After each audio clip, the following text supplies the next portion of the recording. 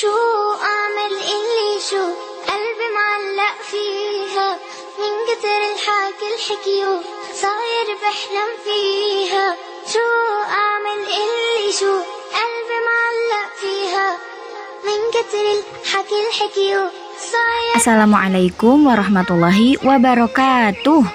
Bertemu lagi bersama Ustazah dan teman-teman semua ya di rumah masing-masing. Insya Allah hari ini kita akan melanjutkan video pembelajaran pekan lalu. Pekan lalu kita belajar tentang sumber energi yang dapat diperbaharui. Sekarang kita akan belajar tentang sumber energi yang tidak dapat diperbaharui.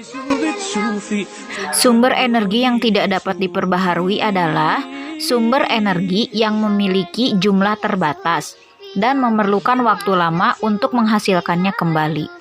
Sehingga kita harus menghemat penggunaannya agar tidak cepat habis. Contoh-contoh sumber energi yang tidak dapat diperbaharui. Yang pertama ada batu bara. Batu bara terbentuk dari endapan sisa-sisa tumbuhan dan hewan yang mati jutaan tahun lalu. Nah, Indonesia dikaruniakan oleh Allah sebagai penghasil batu bara yang banyak. Antara lain ada di Ombilin, Sumatera Barat. Kemudian ada di Bukit Asam, Sumatera Selatan, Kota Baru, Kalimantan Barat, dan Sungai Berau, Kalimantan Timur. Wah, Masya Allah ya, Indonesia ternyata punya banyak batu bara. Masya Allah. Nah, Allah menyediakan batu bara untuk manusia pasti ada sebabnya. Ada yang tahu manfaat batu bara apa ya? Yuk kita cari tahu. Batu bara dapat dimanfaatkan sebagai bahan baku untuk industri besi dan baja. Masya Allah. Jadi besi, barang-barang dari besi atau baja ternyata asalnya dari batu bara, Solehah. Kemudian batu bara juga digunakan sebagai sumber energi untuk pembangkit tenaga listrik. Nah, listrik-listrik yang ada di rumah kita mungkin aja ada yang berasal dari batu bara. Selanjutnya, bahan bakar kereta api bertenaga uap. Jadi, bensinnya itu dari batu bara kalau kereta api yang pakai tenaga uap. Baru tahu ya? Atau udah pada tahu? Contoh sumber energi yang kedua adalah minyak bumi. Minyak bumi merupakan minyak mentah yang berasal dari perut bumi dan diolah menjadi bahan bakar.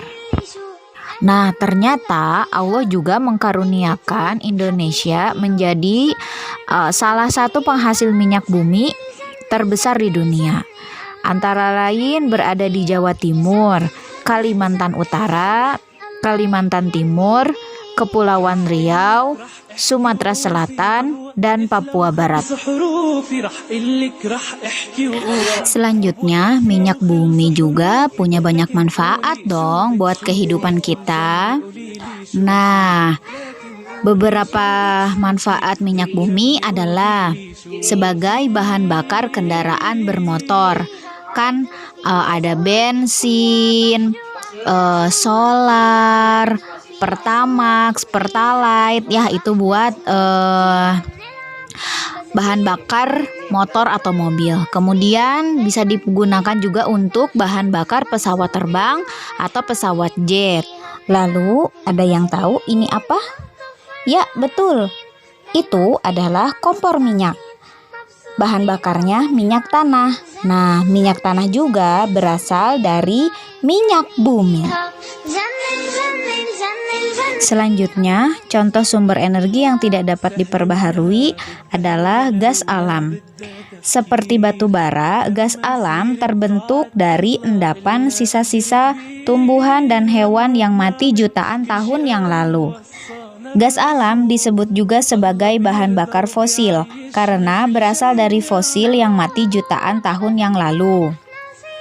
Gas alam merupakan bahan bakar fosil yang sifatnya mudah terbakar.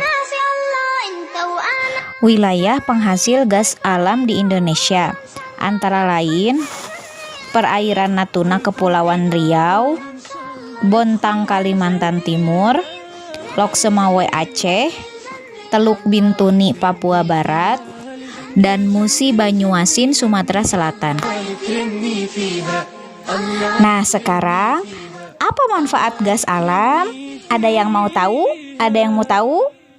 Gas alam dimanfaatkan oleh manusia antara lain sebagai bahan bakar gas untuk memasak dan kendaraan bermotor.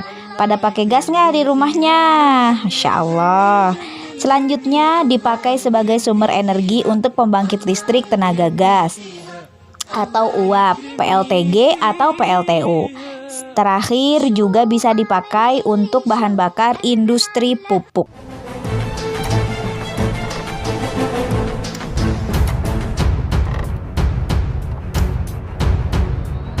A'udzu billahi minasyaitonir rajim. Wa idz qala rabbuka lil malaikati inni ja'ilun fil ardi khalifah. Qalu ataj'alu fiha man yufsidu fiha wa yasfiku ad-dima' wa nahnu nusabbihu bihamdika wa nuqaddisu lak. Qala inni a'lamu ma la ta'lamun. Ingatlah ketika Tuhanmu berfirman kepada para malaikat, sesungguhnya aku hendak menjadikan seorang khalifah di muka bumi.